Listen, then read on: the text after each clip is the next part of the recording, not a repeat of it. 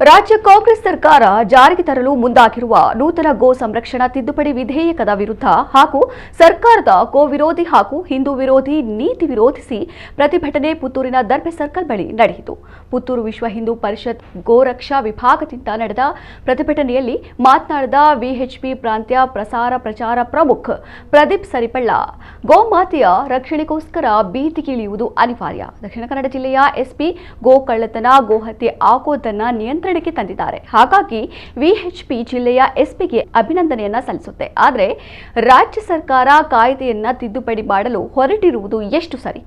ಸಿದ್ದರಾಮಯ್ಯನವರು ಗೋವಿನ ಹಾಲು ಕುಡಿಯೋದು, ಹಂದಿ ಹಾಲು ಕುಡಿಯೋದಲ್ಲ. ಹಿಂಸಾತ್ಮಕವಾಗಿ ಗೋವನ್ನ ಸಾಗಾಟ ಮಾಡುವುದನ್ನ ನೋಡಿದ್ದೀರಾ ಸಿದ್ದರಾಮಯ್ಯನವರೇ? ಮುಸ್ಲಿಂ ಓಲೈಕೆ ಯಾಕೆ? ಗೋ ಹಂತಕರಿಗೆ ಯಾಕೆ ಬೆಂಬಲ ಕೊಡ್ತೀರಿ ಎಂದು ಪ್ರಶ್ನಿಸಿದ್ದಾರೆ. ಒಂದು ವೇಳೆ ಕಾಯ್ದೆಯನ್ನ ತಿದ್ದುಪಡಿ ಮಾಡಿದ್ದೇ ಆದಲ್ಲಿ ಮುಂದೆ ಆಗುವ ಅನಾಹುತಗಳಿಗೆ ನೀವೇ ಹೊಣೆ ಎಂದು ಎಚ್ಚರಿಸಿದ್ದಾರೆ.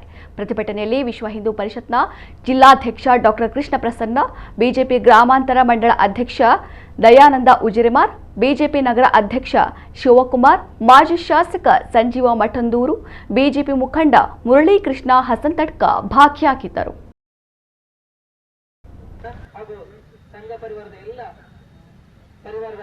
ಇಡೀ ನಮ್ಮ ದಕ್ಷಿಣ ಕನ್ನಡ ಜಿಲ್ಲೆಯಲ್ಲಿ ಯಾವುದೇ ಗೋ ಸಾಗಾಟ, ಅಕ್ರಮ ಗೋ ಸಾಗಾಟ ಆಗದಾಗೆ, ಅಕ್ರಮ ಗೋ ಹತ್ಯೆ ಆಗದಾಗೆ ನಮ್ಮ ಎಸ್ಪಿ ಅವರು ತುಂಬಾ ಕಟ್ಟುನಿಟ್ಟಾಗಿ ಕ್ರಮವನ್ನು ಕೈಗೊಳ್ತಾ ಇದ್ದಾರೆ. ಅವರಿಗೆ ಅಭಿನಂದನೆಗಳನ್ನು ಸಲ್ಲಿಸ್ತಾ ಇದ್ದಾರೆ. ಏನು ಗೋ ಈ ರಾಷ್ಟ್ರದ ಮಾತೆ. ಈ ಸಿದ್ದರಾಮಯ್ಯನವರು ಕೂಡ ಗೋವಿನ ಹಾಲನ್ನೇ ಕುಡಿಯೋದು, ಅವರು ಹಂದಿಯ ಹಾಲನ್ನ ಕುಡಿಯೋದಲ್ಲ. ಅವರು ಗೋವಿನ ಒಂದು ಸ್ವಲ್ಪ ಹಾಲಿನ ಕೃತಜ್ಞತೆ ಕೂಡ ಇಲ್ಲದ ಈ ಸಿದ್ದರಾಮಯ್ಯನವರು ಗೋ ಹಂತಕರಿಗೆ ಬೆಂಬಲವಾಗಿ ನಿಲ್ತಾರೆ.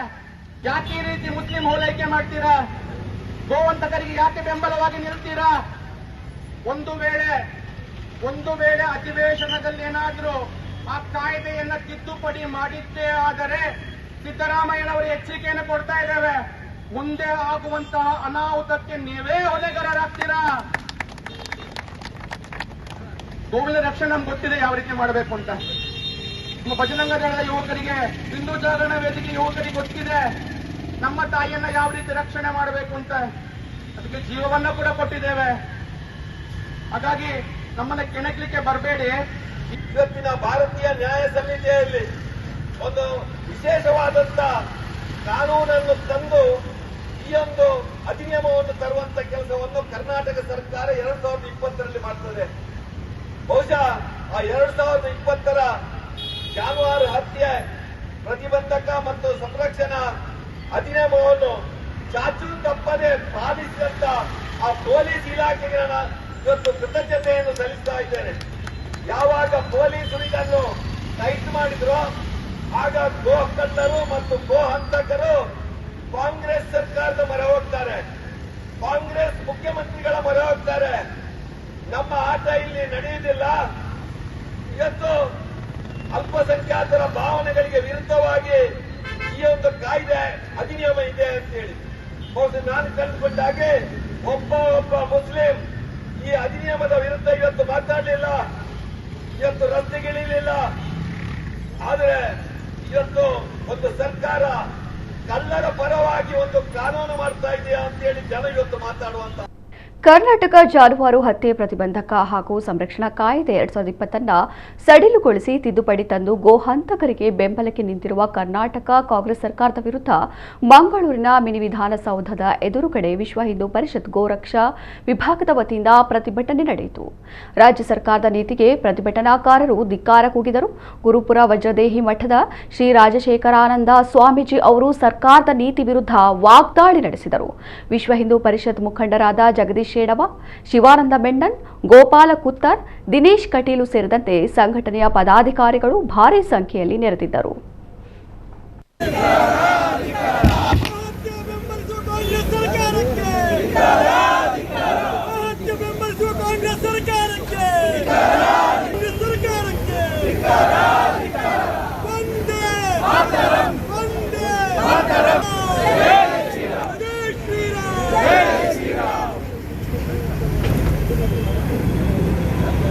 बोलो भारत माता की, ರಾಜ್ಯ ಸರ್ಕಾರಕ್ಕೆ, ಗೋ ಹಂತಕರಿಗೆ ಬೆಂಬಲ ನೀಡುವಂತ ಸಿದ್ದರಾಮಯ್ಯನ ರಾಜ್ಯ ಸರ್ಕಾರಕ್ಕೆ, ಗೋ ಕಳ್ಳರಿಗೆ ಬೆಂಬಲ ನೀಡುವ ರಾಜ್ಯ ಸರ್ಕಾರಕ್ಕೆ ಬೋಲೋ ಭಾರತ್ ಮಾತಾ ಕಿ, ಬೋಲೋ ಭಾರತ್ ಮಾತಾ ಕಿ, ಗೋ ಮಾತಾ ಕಿ ಜೈ ಶ್ರೀರಾಮ್, ಜೈ ಶ್ರೀರಾಮ್, ಜೈ ರಾಮಯ್ಯನ ರಾಜ್ಯ ಸರ್ಕಾರಕ್ಕೆ ಬೋಲೋ ಭಾರತ್ ಮಾತಾ ಕಿ, ಬೋಲೋ ಭಾರತ್ ಮಾತಾ ಕಿ, ಗೋ ಮಾತಾ ಕಿ.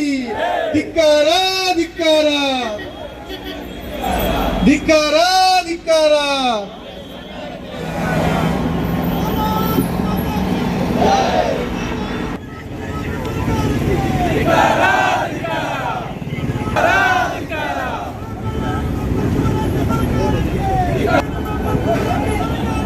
ಸಿದ್ದರಾಮಯ್ಯನವರು ಅವರ ಕ್ಯಾಬಿನೆಟ್ನಲ್ಲಿ ಏನೋ ಒಂದು